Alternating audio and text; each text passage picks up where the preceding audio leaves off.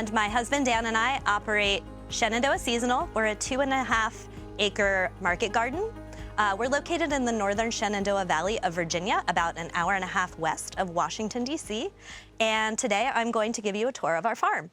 The farm right now is in a really great place because we just purchased this land less than a year ago.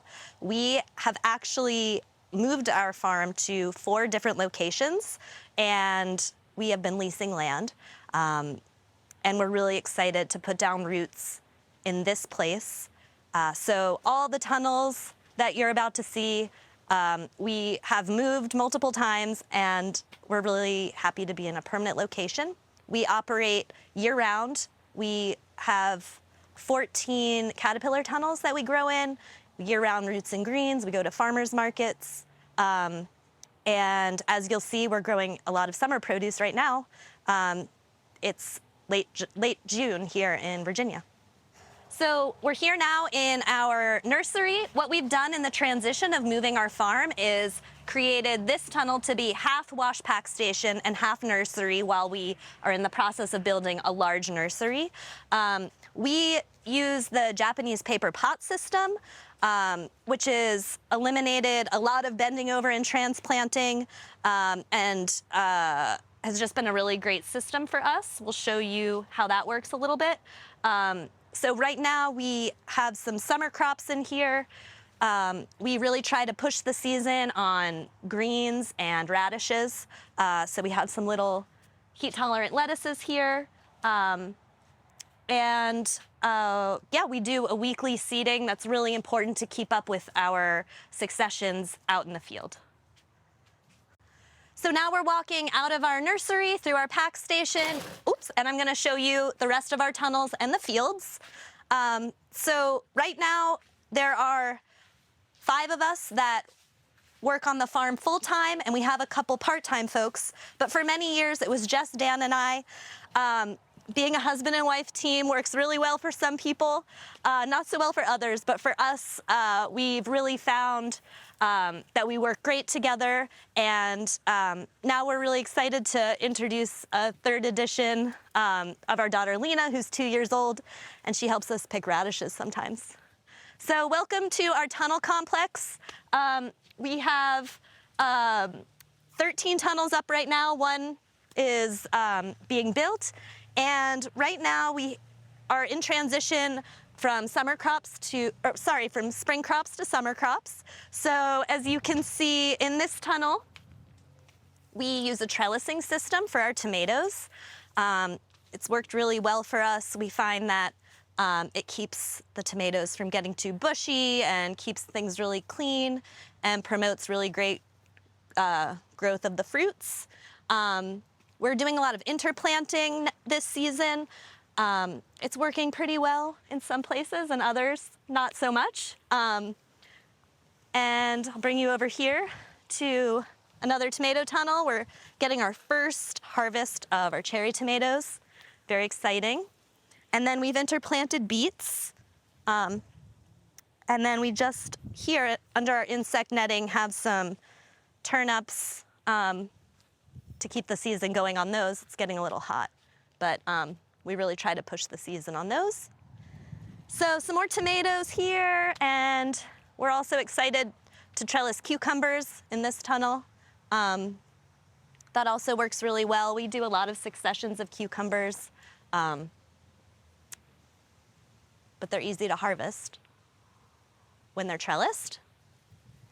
So we really love using tunnels. They allow us to grow crops, such as in this one, baby ginger and turmeric. We don't have a long enough warm season to grow it to storage stage, but it creates some really nice, sweet, tender ginger. And also having so many tunnels allows us to grow some specialty crops like that. We have plenty of space. So we have some heirloom tomatoes growing here. Okay, so I'm gonna put on some irrigation because we just planted here.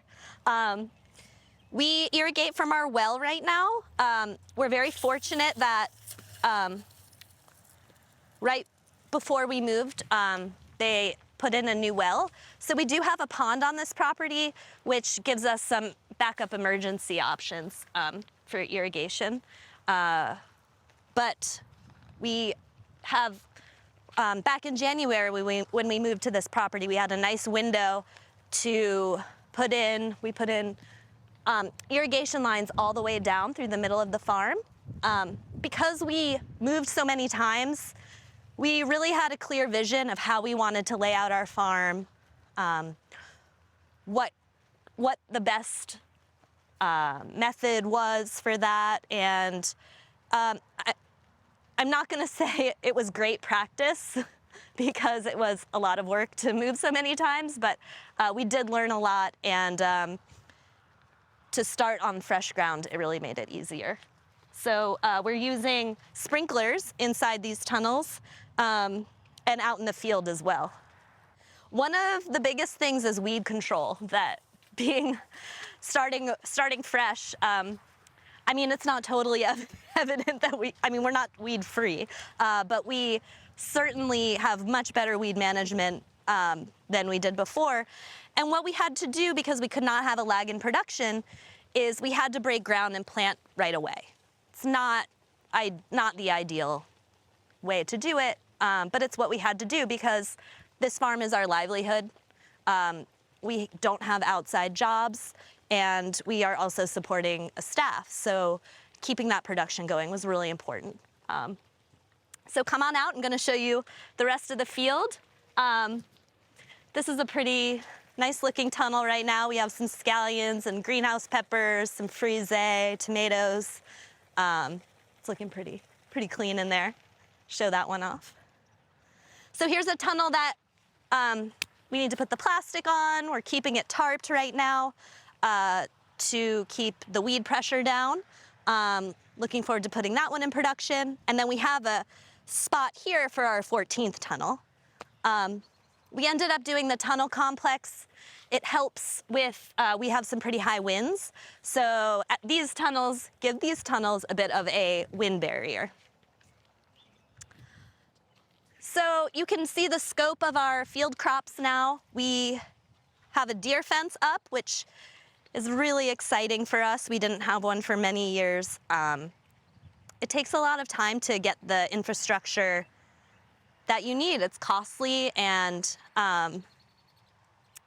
also we were on year-to-year leases and had to make sure that everything was mobile. So putting up a deer fence was a bit out of the question for us for those reasons. Okay, as we go a little bit further, we again are in some transition here where we've mowed under our spring, some of our spring crops, and we've put in our summer beets.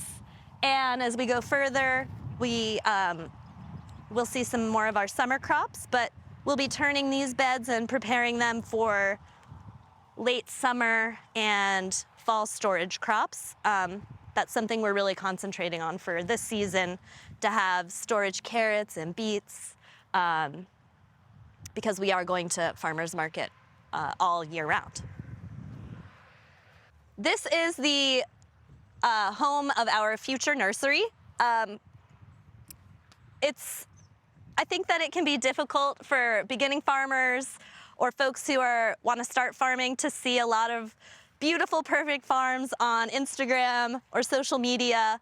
But I mean, look, it's just not always like that. There are weeds, and you're always working on projects, and especially this time of year, everything is just so busy. So, you know, you really have to give yourself a break. We really wanted to get this nursery up and going months ago. This will be the third time that we have built this tunnel. We originally got it as an NRCS grant, and then there was a big blizzard and we didn't live on the farm that this tunnel was up, so we couldn't scrape the snow off, and it bent inwards like this, so we kind of did a little reconstruction and built it again, and now we brought it over to this third farm. So it's gonna stay here now. But we look forward to having a really big nursery and definitely getting that up this season. So we have some of our cabbage crop here, left over from the spring. We found a really nice variety of red cabbage. So if anyone wants to know what that is, send me a message and I'll tell you. It's really great. It's hard to find a great red cabbage. We've decided to leave a nice area here. We have big dreams of a gazebo and a hangout spot, just to admire the view and to enjoy our hard work at the end of the day. Some other projects going on here. We are going to put in some perennial herbs. I'm really excited about that because when you lease a farm and you don't know how long you're going to be there, you certainly don't put crops in the ground that are perennial. So the first day, we actually closed on this property September 21st last year, which happens to be our daughter's birthday. So on her first birthday, this place was ours, and we immediately planted blueberries and a couple fruit trees to say, hey, we did it after 9 years. So the perennial herb bed is also part of that. We're excited about that. We're still having some really nice kale harvests. It's been a pretty mild June here. We harvested today. It's Friday, big harvest day, and so that'll be going out to market. Here's our crops getting some nice irrigation. We have some parsley, 3 types of celery, carrots, spinach, and purple mizuna right now. We grow pretty intensively. We've taken the same spacing that we use in the caterpillar tunnels and brought it out to the field. We really bootstrapped our operation, so big equipment, tractors are not something that we were able to afford. So we use a small BCS 2-wheel tractor, and we do a lot of things by hand cultivation, and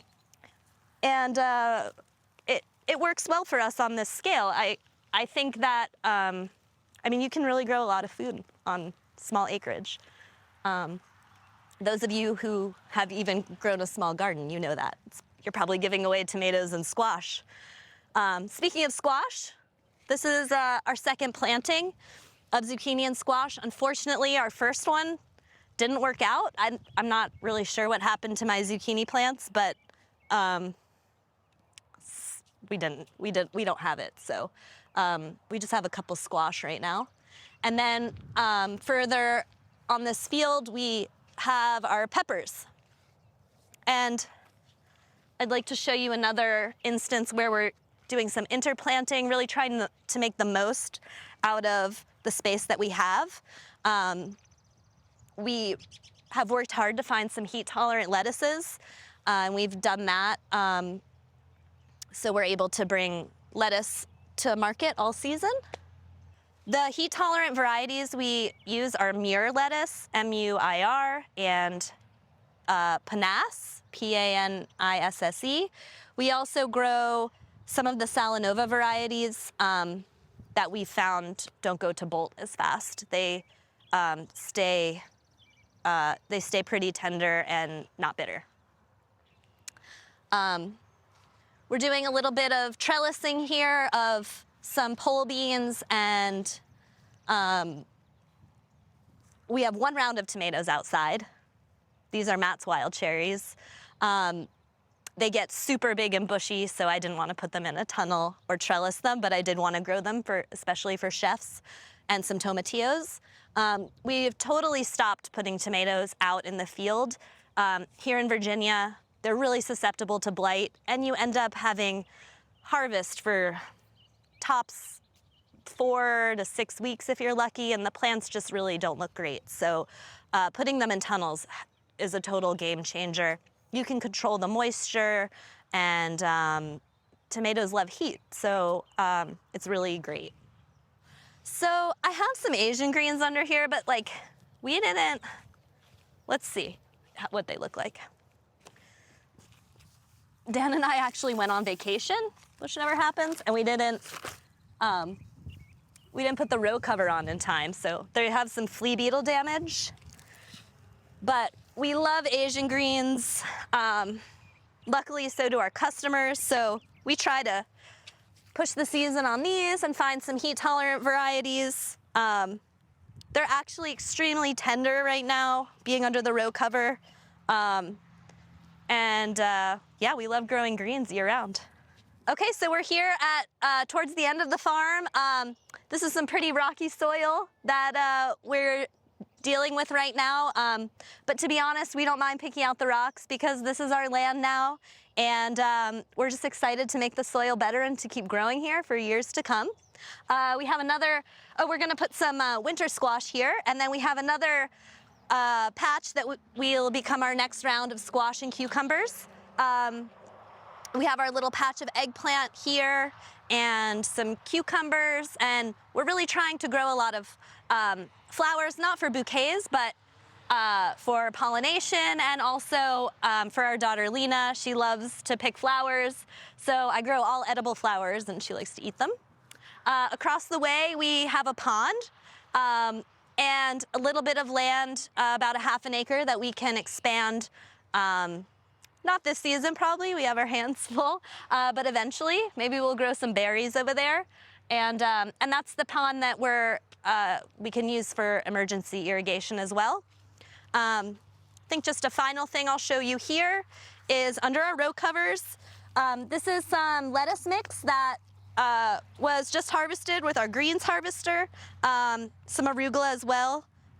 This is part of the patch that we didn't cover in time, so there's some flea beetle damage, but again, it's just great to have greens and radishes as often as we can. We keep them covered for protection against pests. We grow organically here, so that's a really important part of our business plan. So that concludes our tour. Thanks for joining me. You're welcome to follow us on Instagram yeah, stay in touch with what we're doing. My baby daughter just arrived, so I'm gonna go say hi to her, and thanks everyone, happy growing.